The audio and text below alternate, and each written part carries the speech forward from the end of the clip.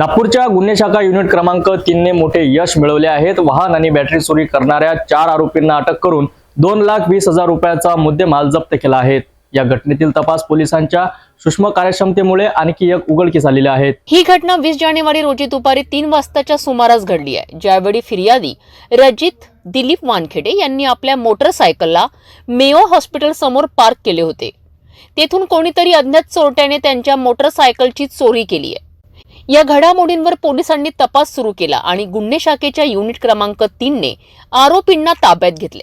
आरोपींनी दिलेल्या कबुलीवरून त्यांनी चोरीच्या मोटरसायकल आणि इतर बॅटऱ्यांची चोरीही केली होती।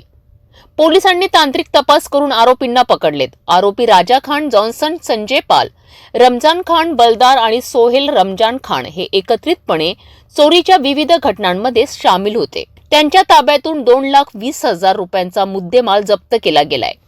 आरोपींना लकडगंज पोलिसांच्या ताब्यात देण्यात आले आहे आणि पुढील तपास सुरू आहे। आशा आहे की या गुन्ह्याची उघडकीस आलेली बाब लोकांसाठी एक महत्त्वाची चेतावणी ठरेल।